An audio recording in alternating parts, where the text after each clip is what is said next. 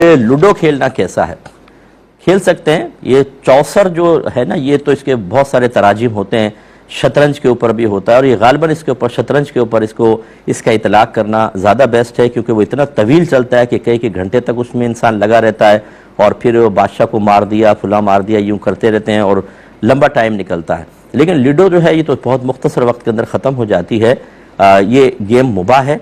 इसमें सिर्फ ये है कि एक तो नमाज क़ज़ा नहीं होनी चाहिए इसको आदतन ना खेला जाए डेली, क्योंकि आदतन खेलेंगे तो फिर इसमें ज़रूर वक्त काजी, और बहुत ज़्यादा लंबा ना खेला जाए। एक दो लूडो खेल ली बस ख़त्म बात, यानी एक दो गेम खेल लिए।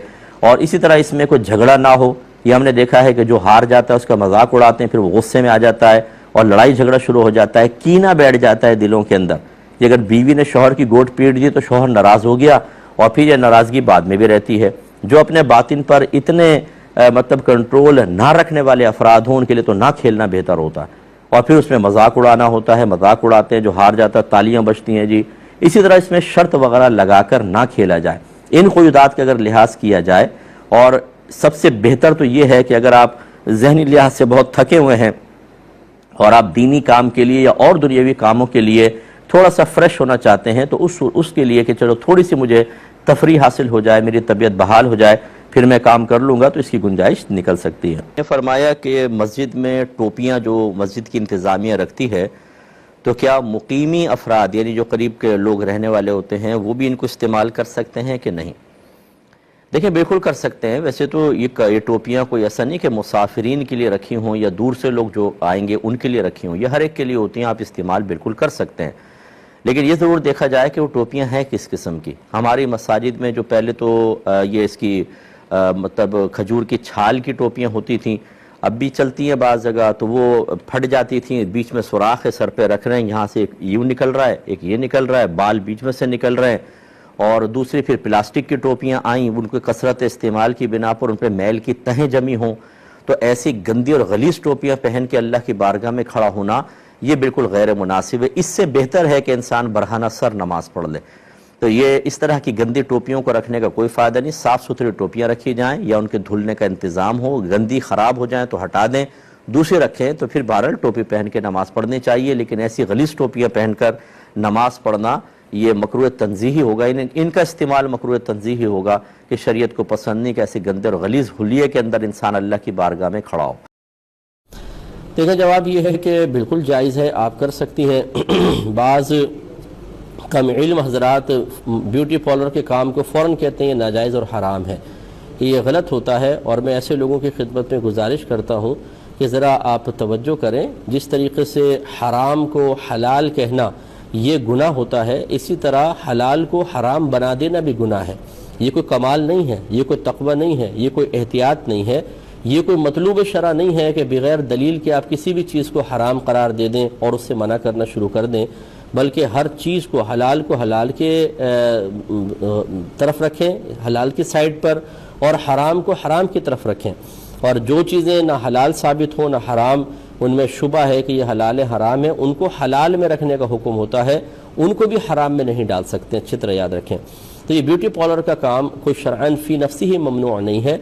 हाँ, इसमें बाज़ उमूर ऐसे हैं कि जो खिलाफ शरा हो सकते हैं, उससे बचने का हुक्म होगा। बाकी ब्यूटी पार्लर का काम बिल्कुल जायज़ है। वो नाजायज़ उमूर ये मिसाल के तौर पर कि अगर कोई औरत खूबसूरत है या कबूल सूरत है और वो मज़ीद खूबसूरत बनने के लिए अपने भवों के बाल बनाने का हुक्म दे, तो इससे ज़रा इज्तिनाब करना होगा। ये मना किया है उलमाए किराम ने। इसके अलावा सितर खोल देना किसी औरत का, औरत के लिए औरत का सितर यानी इतना जिस्म का हिस्सा जो किसी और औरत के सामने भी खोलना मना है, वो वही मिक़दार है जो मर्द के लिए है। यानी नाफ से लेकर घुटनों के नीचे तक के हिस्से को किसी एक औरत दूसरी औरत के सामने नहीं खोल सकती। ये सोच के कि जी ये तो हम तो औरतें हैं, बिल फ़र्ज़ किसी ने ऐसे कहा, तो ये सही नहीं है। जब मर्द के लिए नाजायज़, इस तरह औरत के लिए भी हराम होता है। तो अगर ऐसा जिस्म का कोई हिस्सा है कि जिस पर बाल वगैरह साफ़ वगैरह कराने के लिए कुछ और के लिए अगर कोई औरत सितर खोलती है किसी के सामने, शरन जायज़ नहीं, और ना करने वाली के लिए ये करना जायज़, तो ये भी नहीं होगा। इसी तरीके से जिस्म पे या हाथ पे कहीं टैटूज़ वगैरह बनाना ये शरअन मना होता है, जिसको हाथ गूंदना कहा जाता है।